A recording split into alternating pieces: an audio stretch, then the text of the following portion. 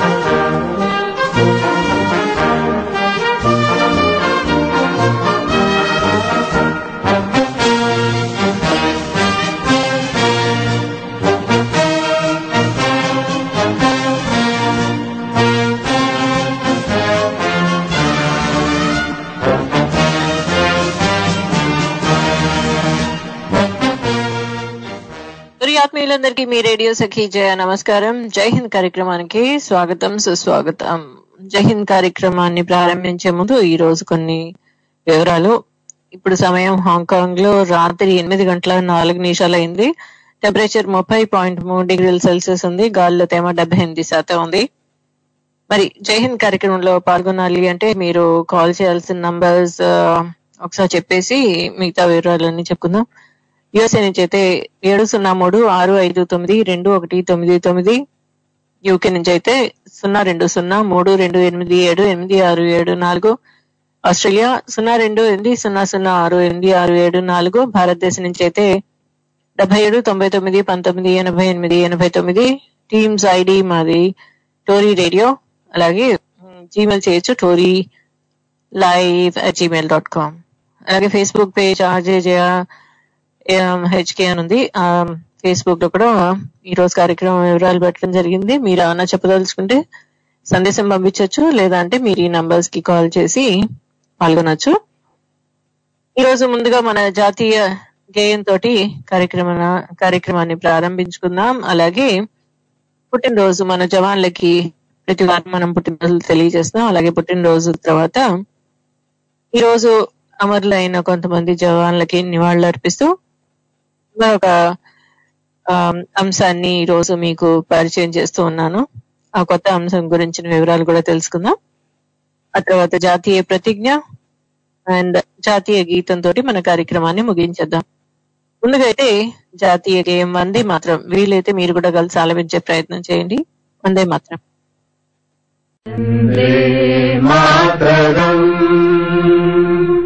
వందే మాతరం సుజలాం సుఫలాం మలయజ శీతలాం శస్య శ్యామలాం మాతరం వందే మాతరం శుభ్రజ్యోత్స్నా పులకితయామినీం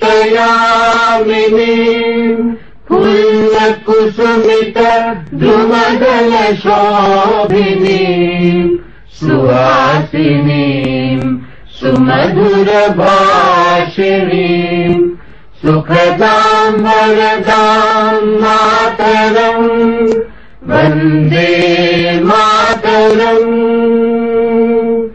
वन्दे मातरम्।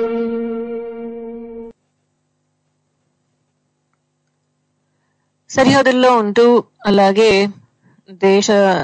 దేశం కోసం అని సేవ చేయాలి అనుకున్న సైనికుడు మన్నించాలి. సైనికుడి లక్ష్యం వల్ల ఒకటి, వాళ్ళ మతం వాళ్ళ కులం అంతా ఒకటే. ఏంటిది అంటే నేషన్ ఫస్ట్, ముందు దేశం. అంచేత వాళ్ళు ఎప్పుడు కూడా డ్యూటీలో విధుల్లో ఉన్నప్పుడు మటుకు వాళ్ళు తమ గురించి కానీ పండగల గురించి కానీ ఏమీ ఆలోచించరు. కనుక వారి పుట్టినరోజు సందర్భంగా మనం ప్రతి వారం కూడా వాళ్ళకి పుట్టినరోజు శుభాశీస్సులు తెలియజేస్తూ వస్తున్నాం. అలాగే వారి కుటుంబ సభ్యులు తమ ఆత్మీయుడు తమ దగ్గర లేడు అన్న చిన్న విచారం ఉంటుంది వాళ్ళకి. అలాగే వాళ్ళు చేసుకునే తమ పుట్టినరోజులప్పుడు కూడా తమ ఆత్మీయుడు తమతో పాటు లేడు, సరిహద్దుల్లో ఉన్నాడు అనే తృప్తితో వాళ్ళు చేసుకుంటూ ఉంటారు. కాబట్టి మన జవాన్లని వారి కుటుంబ సభ్యుల్ని వాళ్ళ పుట్టినరోజులకి శుభాశీస్సులు తెలియజేస్తూ మనం ప్రతి వారం ఈ పాటని వాళ్ళకి అందజేస్తూ ఉన్నాము. అలాగే ఈ రోజు కూడా మనందరి తరఫు నుంచి, టోరీ కుటుంబ సభ్యులందరి తరఫు నుంచి జవాన్లకి వారి కుటుంబ సభ్యులకి ఈ వారం పుట్టినరోజు జరుపుకున్న వాళ్ళకి పుట్టినరోజు శుభాకాంక్షలు తెలియజేస్తూ ఈ చిన్ని పాట.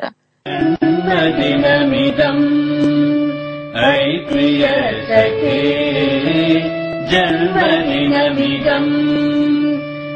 ప్రియ సఖే శంతనోతు తే సర్వదా ముదం శంతనోతు తే సర్వదా ముదం ప్రార్థయామనే భవశతాయుషీ ప్రార్థయామనే భవశతాయుషీ ఈశ్వర సదా త్వాం చ రక్షతు ఈశ్వర సదా త్వాం చ రక్షతు పుణ్యకర్మణా కీర్తిమర్జయ పుణ్యకర్మణా కీర్తిమర్జయ జీవనం తవ భవతు సార్థకం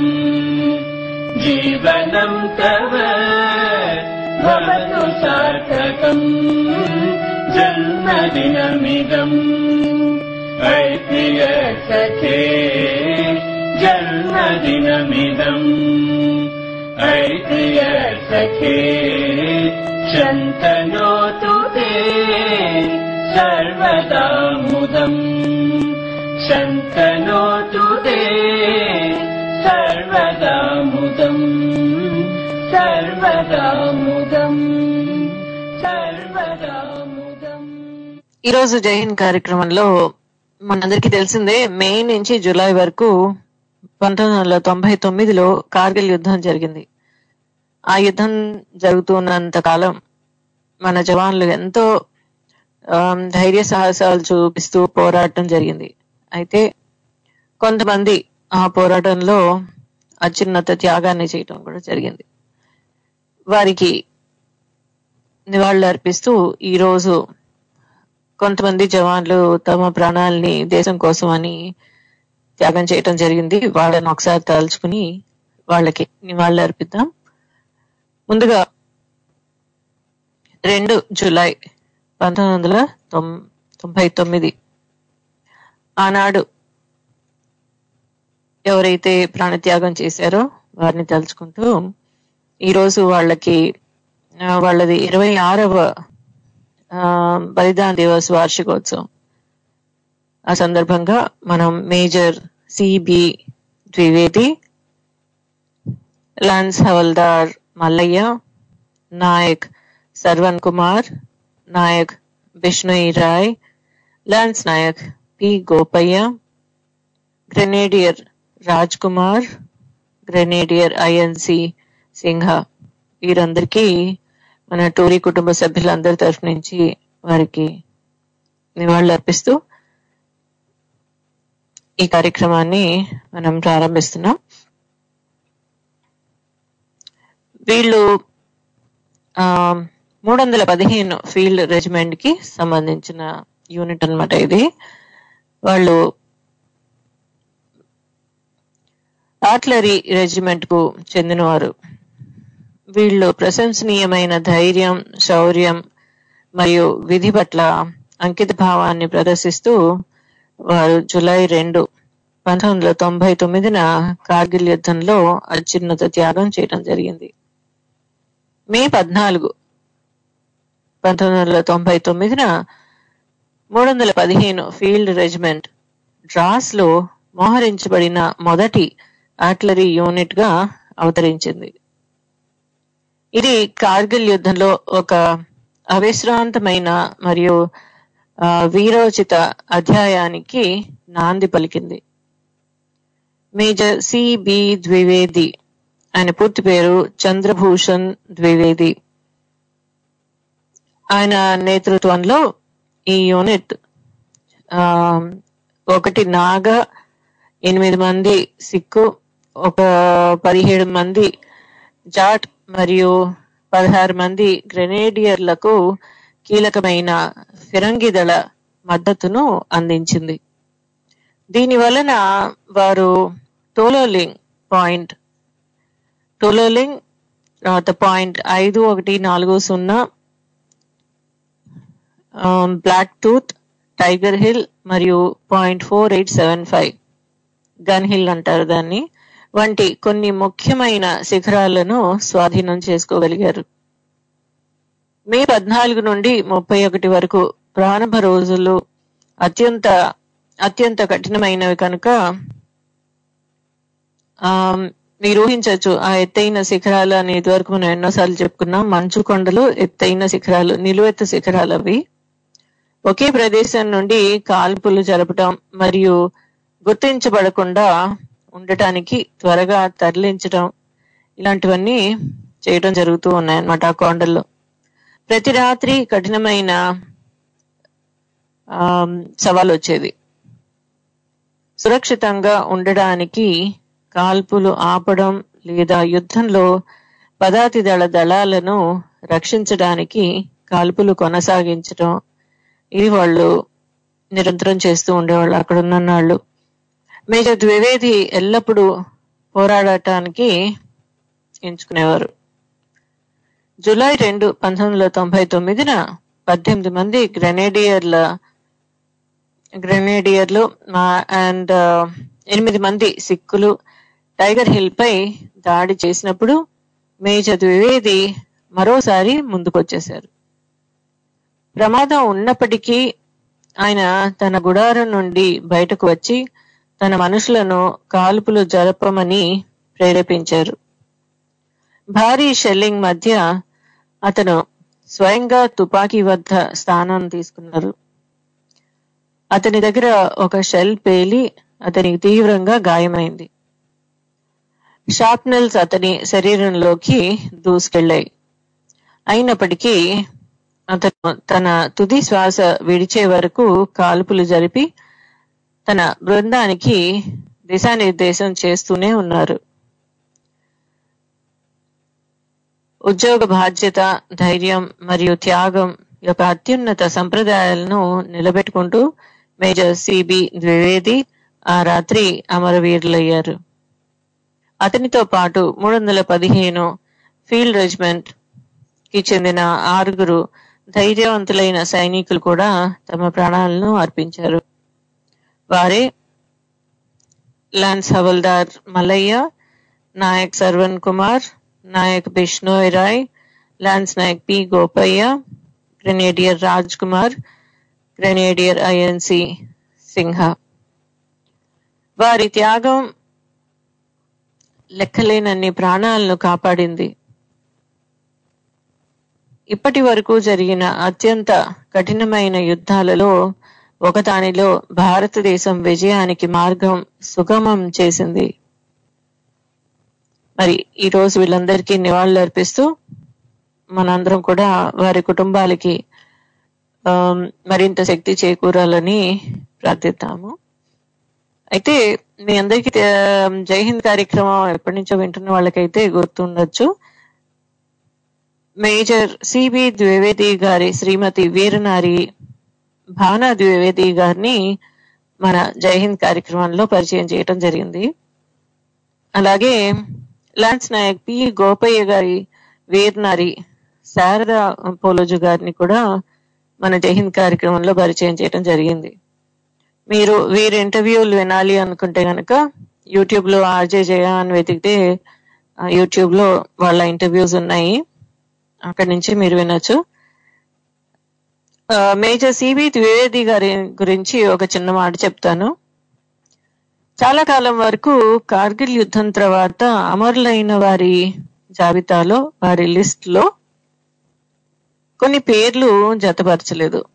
ఎందువల్లనో తెలియదు కానీ కొన్ని కారణాల వల్ల కొన్ని పేర్లు ఆ లిస్ట్ లోకి రాలేదు. అయితే వీళ్ళ ద్వివేది గారి కుమార్తె ఈ విషయాన్ని, అమ్మాయికి రాయటం అంటే చాలా ఇష్టం అన్నమాట, ఆర్టికల్స్ అవి రాయటం అది చాలా ఇష్టం అమ్మాయికి. ఎన్నో సంవత్సరాలు ఓపిక పట్టాక ఇలా కాదు అని చెప్పి ఆ అమ్మాయి ఈ విషయాన్ని పబ్లిక్ గా అనౌన్స్ చేయడం జరిగింది. ఇలా మా నాన్నగారు కార్గిల్ యుద్ధంలో అమరులయ్యారు, దేశం కోసం ప్రాణాలు అర్పించారు, అయినా కానీ వారిని ఇంతవరకు ఎవరు గుర్తించలేదు అన్న విషయం అమ్మాయి తెలియచేయటం జరిగింది అనమాట. ఆ తర్వాత నుంచి వారి గురించి ఆర్టికల్స్ రావడం, వారి గురించిన వారి కుటుంబ సభ్యుల గురించి, వారి గురించి ఎన్నో విషయాలు తర్వాత ప్రజలకు తెలిసాయి. వాళ్ళ అమ్మాయి, ఒక అమ్మాయి డాక్టర్ అనమాట. అమ్మాయి ఇప్పటికీ పుస్తకాలు రాస్తూ ఉన్నారు, నేహా అని. మీరు నేహా ద్వివేది అని గూగుల్ చేస్తే అమ్మాయి రాసిన పుస్తకాలన్నీ మీకు తెలుస్తాయి. మేజర్ సిబి ద్వివేది, చంద్రభూషణ్ ద్వివేది గారు జనవరి 2, 1961 జన్మించారు. వారు బీహార్ నివాసి అన్నమాట. ఆయన ఆర్మీలో చేరి ఆయన చివరాంతం ఆయన ర్యాంక్ మేజర్. ఆయన పనిచేసిన యూనిట్ 315 ఫీల్డ్ రెజిమెంట్. అండ్ ఆయన పాల్గొన్నది ఆపరేషన్ విజయ్, అంటే కార్గిల్ యుద్ధం. వారు చూపించిన ధైర్య సాహసాలకి వారికి సేనా మెడల్ ఇచ్చి సన్మానించడం జరిగింది. వారు అమరులైన రోజు జూలై 2, 1999. అయితే వారి కుమార్తె నేహా ద్వివేది రాసిన ట్రిబ్యూట్ ఉందన్నమాట. అది చాలా పెద్దగా ఉంది. ఆ ట్రిబ్యూట్ వాళ్ళ నాన్నగారి గురించి, నేహా అండ్ దీక్ష ఆయన కుమార్తెలు వాళ్ళిద్దరూ రాసిన ట్రిబ్యూట్స్ ఉన్నాయి. మీరు గూగుల్ చేస్తే మీకు లభిస్తాయి అవి. మీ అందరికీ ఒక వెబ్సైట్ గురించి ఇదివరకు చెప్పడం జరిగింది. అక్కడ మీరు పలానా వాళ్ళకి ఏమన్నా నివాళులు అర్పించాలన్నా, ట్రిబ్యూట్స్ రాయాలన్నా కానీ మీరు వాళ్ళ పేర్లు గూగుల్ చేస్తే వాళ్ళ పేర్లు మీకు ఒక వెబ్సైట్ కి లీడ్ చేస్తాయి. ఆ వెబ్సైట్ లో మీరు వాళ్ళకి ట్రిబ్యూట్స్ రాయొచ్చు అనమాట, నివాళులు అర్పించవచ్చు. సో ఈ రోజు మనం తెలుసుకున్నది కార్గిల్ యుద్ధంలో అమరులైన కొంతమంది జవాన్లకి నివాళులు అర్పించాము. ఇప్పుడు ఒక చిన్న విరామం తీసుకుందాం. ఒక దేశభక్తి గీతం విన్నాక మళ్ళీ వచ్చి మనం మరికొన్ని విషయాలు తెలుసుకుందాం. వింటూనే ఉండండి. జై హింద్.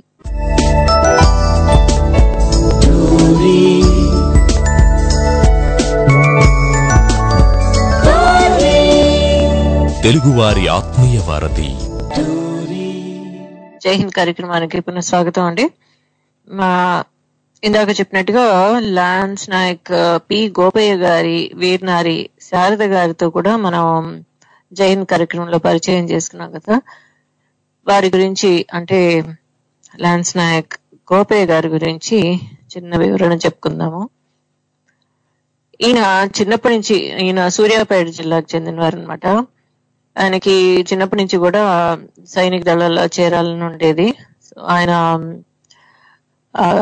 మేబీ స్కూలింగ్ కూడా పూర్తి చేశారో లేదో తెలీదు, కానీ ఆయన బేసిక్ ఎడ్యుకేషన్ అయ్యాక ఈ ఆర్మీలో చేరటం తోటి ఆయనకి 315 ఫీల్డ్ రెజిమెంట్ ఆఫ్ ఆర్టిలరీలో ఆయనకి ఆ, ప్రవేశం లభించిందనమాట.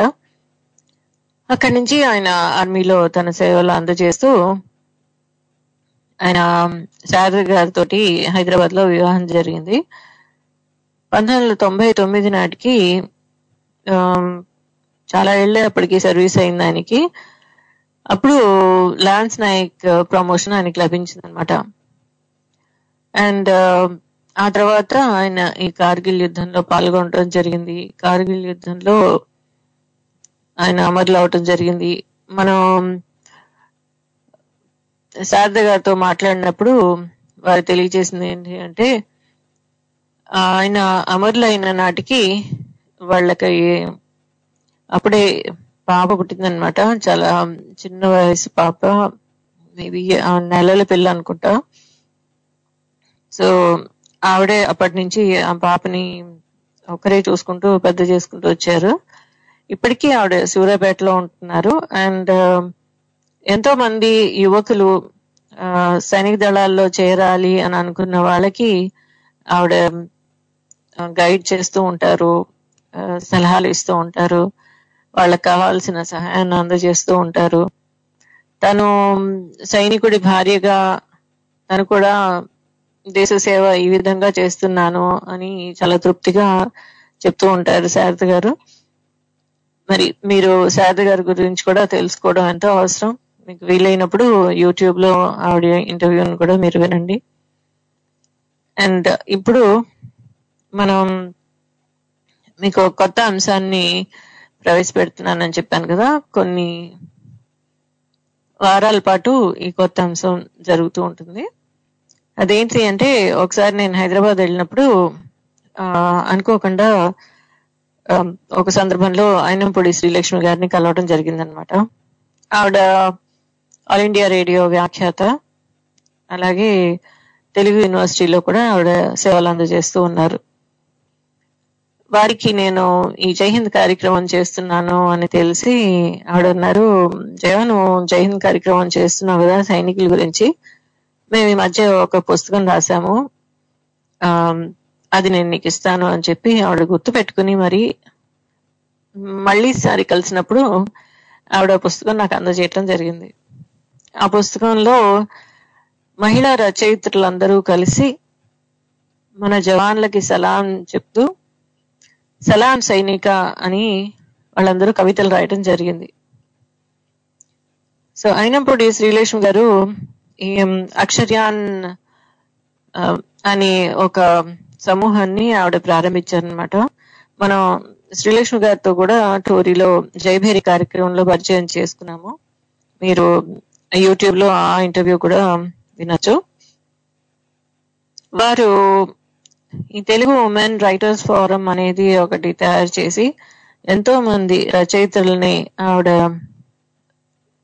ఒక సమూహంగా చేర్చి వాళ్ళ చేత పరమవీర్ చక్ర అనే అంశంపై పరమవీర్ చక్ర అందుకున్న జవాన్ల గురించిన కవితల్ని వారు ఒక సంపుటిగా, ఒక కవితగా, ఒక పుస్తక రూపంలో ప్రచురణ చేశారు. ఇది నవంబర్ 20, 2022లో మొదటి ప్రచురణ జరిగిందనమాట. అందులోంచి కొంతమంది కవయిత్రులే వారి స్వగళంలో వినిపిస్తే బాగుంటుంది అని నాకు అనిపించి నేను ఆ ప్రస్తావన తేగా వారు వెంటనే అంగీకరించి కవయిత్రి తన గళంలోనే కవితని చెప్పి మనకి అందజేస్తూ ఉన్నారు. ఈ రోజు అలాగే ఒక చక్కని కవితని మీకు అందజేస్తూ ఉన్నారు చివుకుల శ్రీలక్ష్మి గారు విజయనగరం నుంచి. వీరు విశ్వశాంతి కపోతం అనే కవిత మేజర్ రామస్వామి పరమేశ్వరన్ పరమవీర్ చక్ర అందుకున్న మేజర్ రామస్వామి గారి గురించి ఆవిడ గళంలోని ఆ కవితను మనం ఇప్పుడు విందాం. మీరు ఏమన్నా చెప్పదలుచుకున్నా కానీ మీరు ఈ కవిత అయ్యాక కాల్ చేసి చెప్పాలని మనవి చేసుకుంటున్నాను. మరి ముందైతే ఈ కవిత విందాం.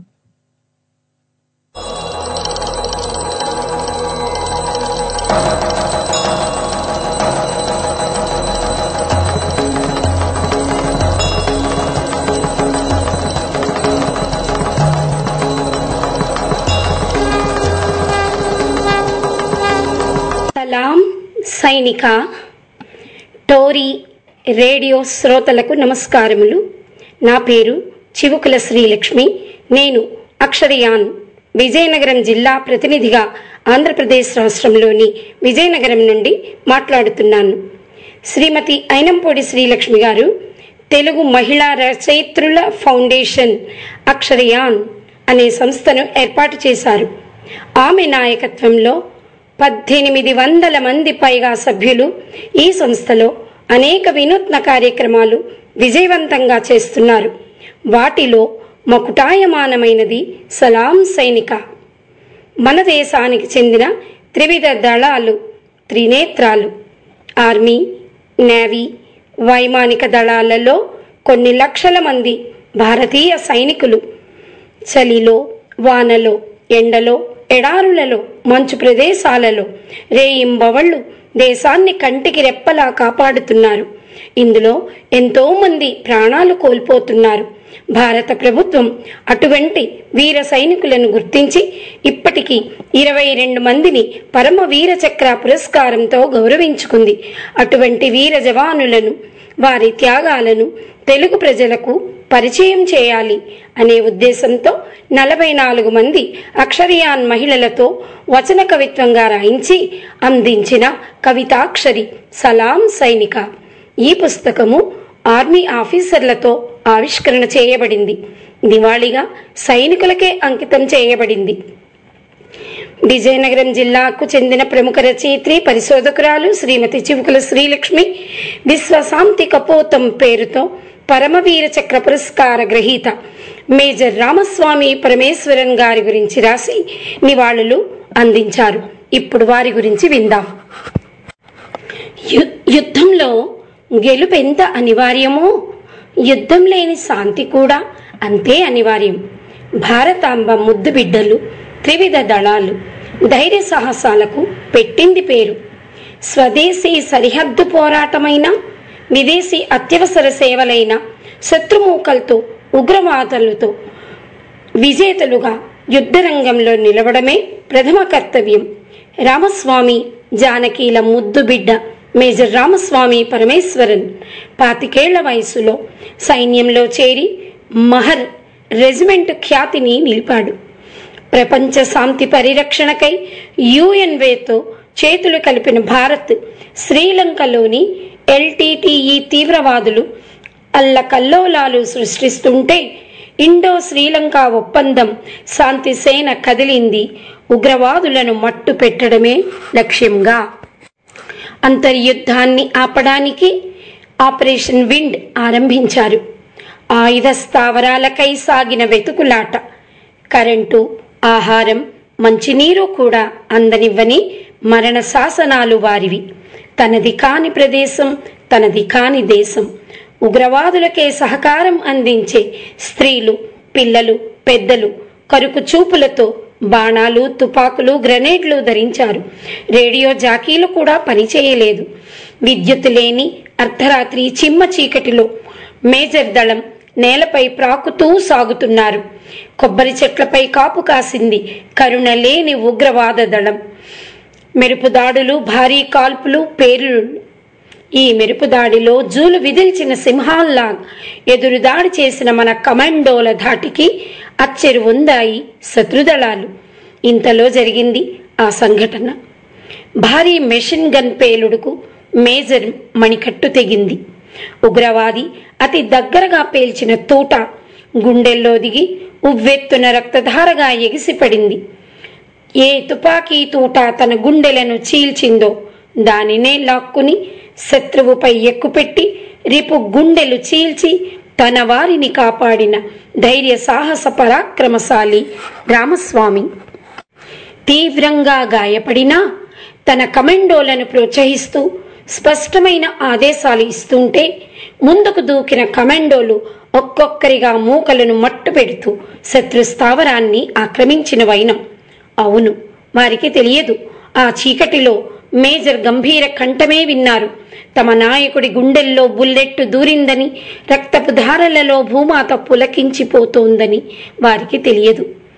ధైర్య సాహసాలకు మారు రూపైన భయం అంటే తెలియని వీరుడు గెలుపుని తన కళ్ళతో స్వయంగా చూస్తూ తుది శ్వాస విడిచిన ధీరోదాత్తుడు.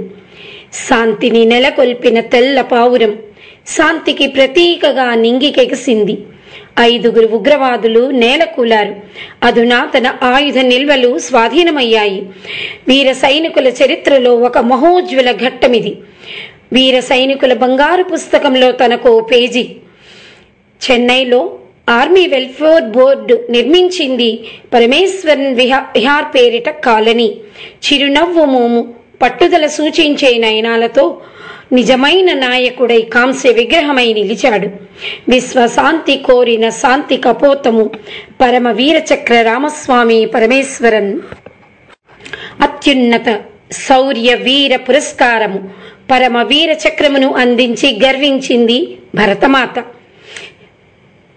దేశ గడ్డపై ప్రతి పౌరుడు స్వేచ్ఛగా నిశ్చింతగా నిద్రించేందుకు కారణభూతులైన వీర సైనికులను తలుచుకుని అక్షర నివాళులు అర్పించే పవిత్ర సమయమిది.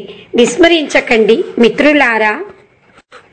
ఆపరేషన్ సింధూర్ సందర్భంగా విజయం కోసం వీరోచితంగా పోరాడిన సైనికులకు జై జవాన్, జై హింద్, సలాం సైనిక అంటూ భారతీయులంతా కైమోడ్పులు అందిస్తున్నారు.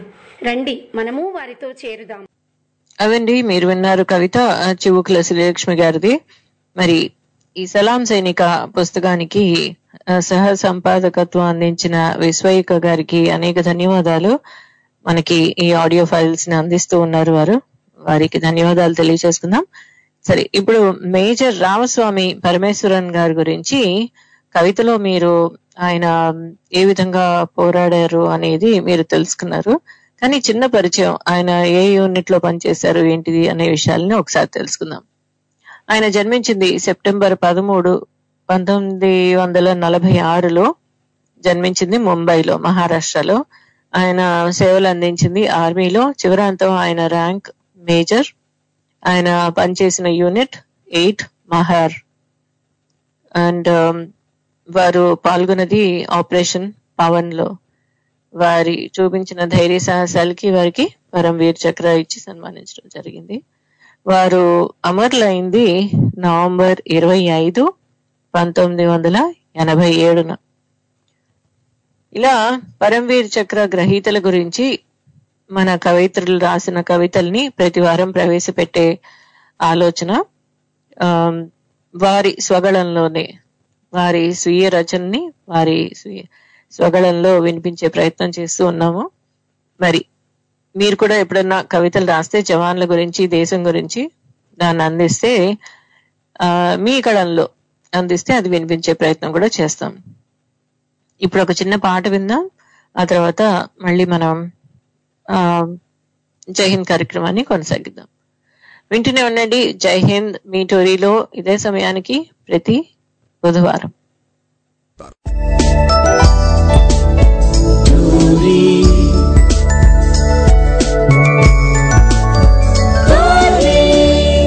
తెలుగువారి ఆత్మీయ వారధి జై హింద్ కార్యక్రమానికి పునఃస్వాగతం అండి. మనం ఇప్పుడు జాతీయ ప్రతిజ్ఞ చెప్పుకుందాం. బిఫోర్ దట్ ఒక చిన్న ప్రశ్న మీ అందరి కోసం. మీరు వచ్చే వారం అయినా సమాధానం చెప్పచ్చు. భారతదేశంలో ఇప్పటి వరకు పరమవీర చక్ర అవార్డులు ఎంతమందికి ఇచ్చారు అనేది మీరు అయితే జీమెయిల్ చేయొచ్చు, లేదా అంటే మీరైతే వచ్చే వారం కాల్ చేసి చెప్తే చాలా బాగుంటుందని నా అభిప్రాయం. ఎందుకంటే మీ గళంలో మీరు చెప్పేది వింటే మీ భావం చక్కగా వ్యక్తం అవుతుంది. సో ఐ థింక్ మీరు కాల్ చేసి చెప్తే బాగుంటుంది. వచ్చే వారానికి ఈ ప్రశ్న, పరమవీర్ చక్ర ఎంతమందికి భారతదేశంలో ఇప్పటి వరకు ఇవ్వడం జరిగింది, దాని గురించిన వివరాలు కూడా ఇస్తే బాగుంటుంది. ఇప్పుడైతే మనం జాతీయ ప్రతిజ్ఞ చెప్పుకుందాం. వీలైతే మీరు కూడా కలిసి స్వరం కలిపే ప్రయత్నం చేయండి. భారతదేశం నా మాతృభూమి, భారతీయులందరూ నా సహోదరులు, నేను నా దేశాన్ని ప్రేమించుచున్నాను. సుసంపన్నమైన బహువిధమైన నా దేశ వారసత్వ సంపద నాకు గర్వకారణం. దీనికి అర్హత పొందడానికి సర్వదా నేను కృషి చేస్తాను. నా తల్లిదండ్రుల్ని, ఉపాధ్యాయుల్ని, పెద్దలందరినీ గౌరవిస్తాను. ప్రతి వారితోనూ మర్యాదగా నడుచుకుంటాను. నా దేశం పట్ల, నా ప్రజల పట్ల సేవా నిరతితో ఉంటానని ప్రతిజ్ఞ చేస్తున్నాను. వారి శ్రేయోభివృద్ధులే నా ఆనందానికి మూలం. జై హింద్. ఇప్పుడు మరొక దేశభక్తి గీతం విన్నాం. ఆ తర్వాత మనం కార్యక్రమాన్ని ముగించేద్దాం. మరొక దేశభక్తి గీతం మీ అందరి కోసం.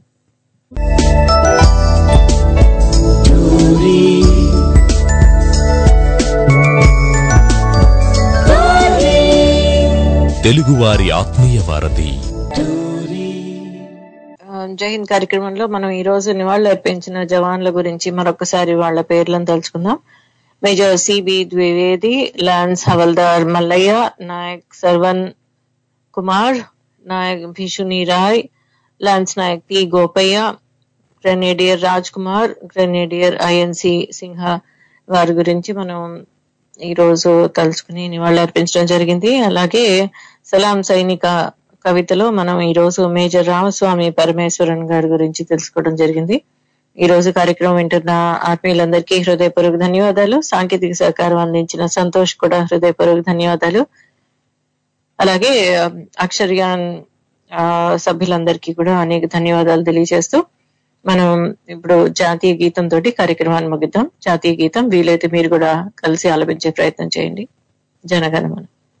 जनगणमन अधिनायक जय हे भारत भाग्य विधाता, पंजाब सिंधु गुजरात मराठा द्राविड़ उत्कल गंगा, विंध्य हिमाचल यमुना गंगा उच्छल जलधि तरंगा, तब शुभ नामे जागे, तब शुभ आशीष मांगे, गाहे तब जय गाथा, जन गण मंगल दायक जय हे भारत भाग्य विधाता, जय हे जय हे जय हे जय जय जय जय हे. మళ్ళీ వచ్చే వారం కలుద్దాం. అంతవరకు ఎప్పుడు కూడా మన జవాన్లను తలుచుకుంటూ వారికి మీ శుభాశీస్సులు అందజేస్తూ ఉండండి. ఎందుకంటే వారు ఇప్పటికీ కూడా సరిహద్దుల్లో వాళ్ళ ప్రాణాలను ఫలంగా పెట్టి మనల్ని కాపాడుతూ ఉన్నారు. మళ్ళీ వచ్చే వారం జై హింద్ కలుద్దాం. అంతవరకు సెలవు. జై హింద్.